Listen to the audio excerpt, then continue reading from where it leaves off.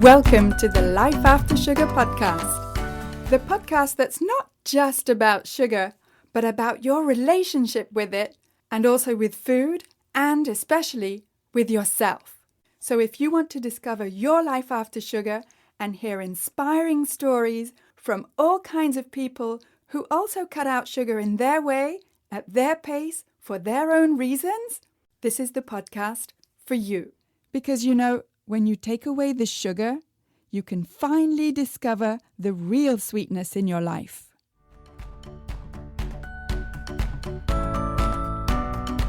I'm your host, Netta Gorman. And this week, I want to talk about the question, how much is too much sugar? Is there a minimum of sugar that we should be consuming? Is there a maximum? At what point can we say that we're consuming too much sugar? And anyway, what type of sugar are we talking about? And is it dangerous for someone like me who eats absolutely no added sugar? Am I making myself sick? Am I restricting myself? I'll be answering those questions and asking a few more in just a minute. But first, I just wanted to tell you that if you're looking for some free resources about how to cut sugar, then I have plenty for you. Come check out the Life After Sugar Facebook page and subscribe to the Life After Sugar YouTube channel, as well as my Instagram account at My Life After Sugar, which is where you'll get all kinds of inspiration.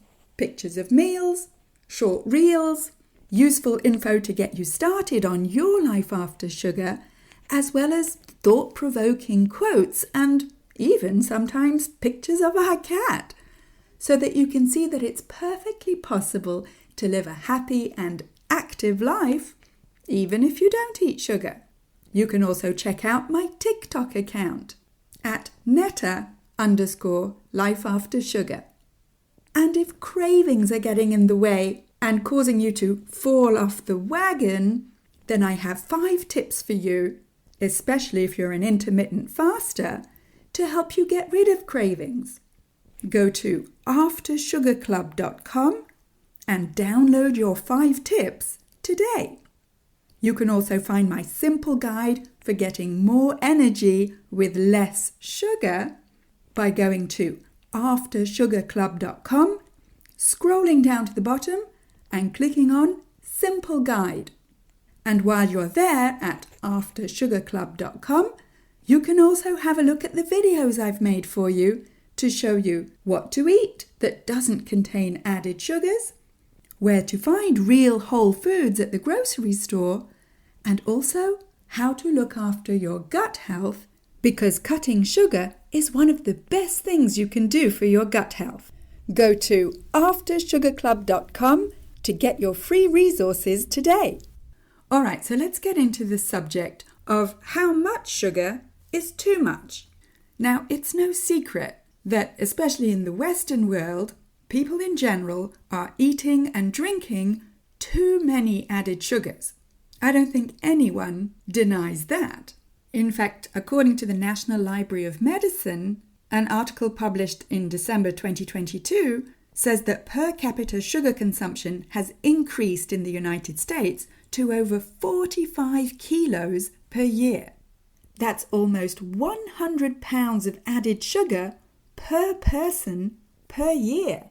And it also says that the average person in the US currently consumes significantly more added sugar in their diet than the recommendations from the World Health Organization, the American Cancer Society, and the American Heart Association for daily sugar consumption. No surprises there, right? And yet, the impact of sugar consumption on health continues to be a controversial topic. Why? For us consumers, especially for those of us who have a real problem moderating sugar and all those highly palatable processed food products, we know that eating sugar in all its different forms, and especially in processed foods, affects our health really, really negatively. Our physical health, our emotional health, our psychological health as well.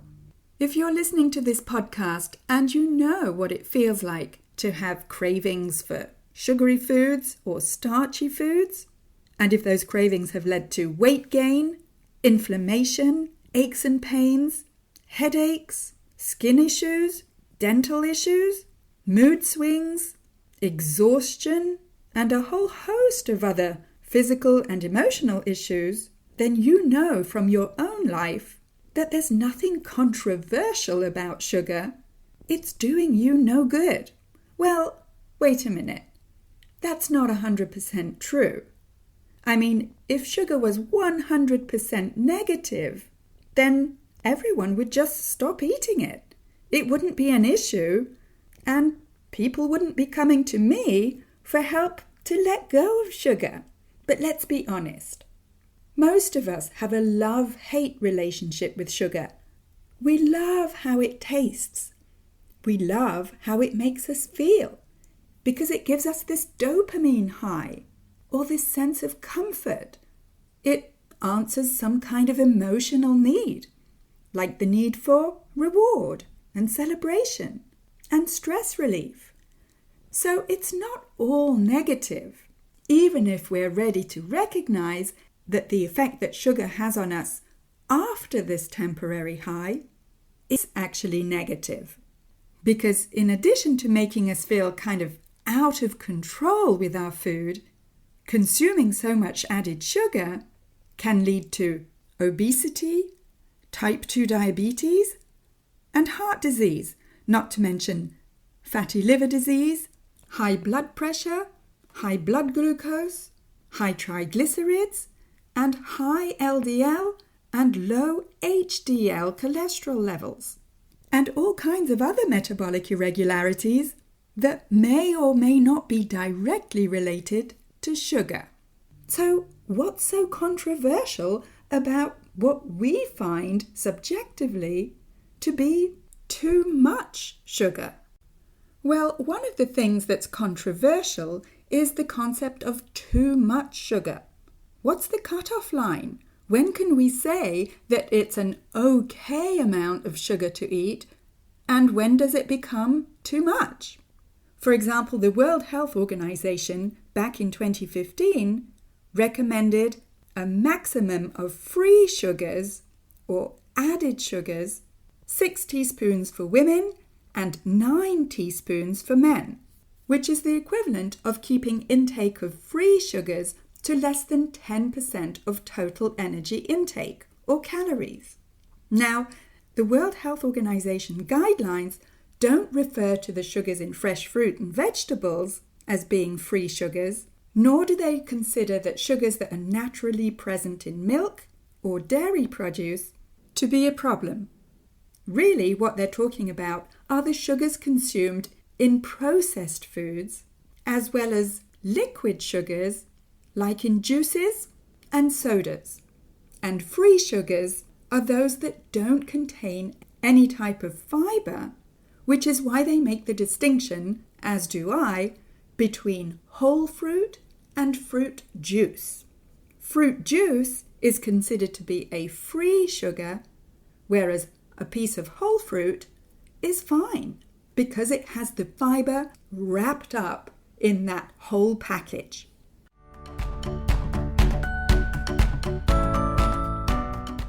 I want to take a quick break to say that if this is your first time here, then welcome and thank you for listening to this podcast. And whether you're new or a regular and you haven't yet rated or reviewed this podcast, could I ask you to scroll down and tap on the stars to rate this podcast and also to write a short review to let me know how this podcast is helping you in your life after sugar. I love reading your reviews. In fact, here's a 5-star review from Pencil13 in the USA. I gave up sugar and flour more than 2 years ago, and listening to Netta's podcast and a few others that cover this topic has helped me stay centered on and committed to my health, happiness, and well-being. Living a life without sugar requires a real paradigm shift, and I could not have maintained my lifestyle change without knowing there were others on the same path. Netta's cheerful outlook and earnest desire to help and support her community is heartwarming and inspiring. I'm grateful for her perspective and the things I learn about and am reminded of here. Thank you so much. What a wonderful review.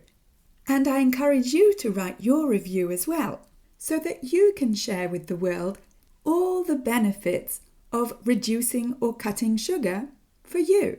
And when you rate and review this podcast, not only does it encourage me to continue making new episodes, but it also helps to share this podcast and have more people see it so that we can help more people feel better and lose weight with less sugar.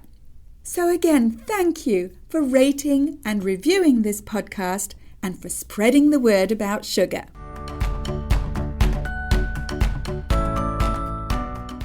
All right, so let's say we follow the World Health Organization's recommendation of less than 10% of total energy or calorie intake that comes from free sugars. That means added sugars. Is that still too much sugar? Seeing that free sugars, which means added or refined sugars, have absolutely no nutritional value, why don't the WHO just recommend that we eat 0 free sugars? Well, I haven't asked the WHO personally to reassess their recommendation, but when I do bring this up, in other words, when I do mention that, well, maybe 0 would be better than, 10% or even 5% as some kind of recommendation for free sugars, most people are shocked and sometimes even aggressive. What? 0? Are you crazy? That's too extreme. No one can live like that. Why would we want to restrict ourselves? You gotta have some fun in life. The body needs sugar to survive. Our society is based on sugary foods for celebrations. You can't take them away, right? What I found over the years of being sugar-free is that reactions to any kind of suggestion that we bring sugar, and especially added sugar or refined sugar, down to 0, well, reactions are surprisingly negative, even from people who absolutely recognize that this type of sugar not only has no nutritional value, not only can lead to a whole host of health issues, including behavioral issues like cravings and binging, well, even people who recognize all of these negative sides of added sugars will resist hard the idea of cutting them to 0. It's all very well arguing that biologically the body doesn't need sugar at all. I don't mean glucose, I mean sugar. You know, the white crystals. And it's true that this type of carbohydrate, in fact, any types of carbs, are not biologically essential for the body to function. And by essential, that means that the body doesn't need to get carbs or glucose from food. It can actually create glucose from proteins. The liver knows how to do this via a process called gluconeogenesis. In fact, gluconeogenesis refers to how the liver synthesizes new glucose from non-carbohydrate sources and provides the body and the brain with glucose when dietary intake of carbohydrates, in this case sugar, is insufficient or absent. But it's true that it's pretty rare to find people who eat absolutely no carbs of any sort whatsoever. I myself consider that I eat a pretty high carb diet. Sure, I don't eat white sugar, brown sugar, any type of syrup, or any type of added or refined sugar, but I do eat vegetables, some fruit, some dairy, nuts, seeds and pulses, and chia and flax seeds, which are fibers, And fibre is also a type of carb. So I do eat whole food sources of carbs. And seeing that most carbs break down into the molecules of fructose and glucose, my body gets all the glucose it needs, just not from refined sources of carbs, like added sugar.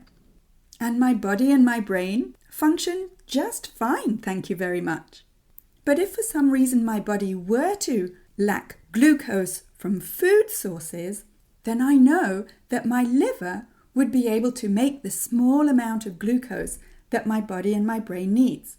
So my point is that biologically, it really doesn't make sense to have a recommendation of 10% or even 5% of sugars. Free or added sugars, that is. Because seeing as they add absolutely no nutritional value, plus they can cause cravings and all kinds of health problems, well, even 5%, in my humble opinion, is too much. But my feeling is that the World Health Organization made this recommendation because 0 is just unacceptable for 99% of the population. And people don't want to feel like they're not being compliant. And they certainly don't want to feel like they're being restricted. Who would? In fact, I'm not even sure that the whole question of what percentage of added sugars is too much is even an issue. What I think is that processed foods that contain added sugars, and I would also say refined grains in the form of flour, all these processed foods are so prevalent now and so normalized that we just can't imagine our diet without them. And if an entity like the World Health Organization, or even someone like me, came along and said, actually, you don't need any added sugars in your diet, well, what do you think the general reaction would be? I can tell you what mine was. No way. And I can tell you what most people's reaction is when I talk about 0 sugar.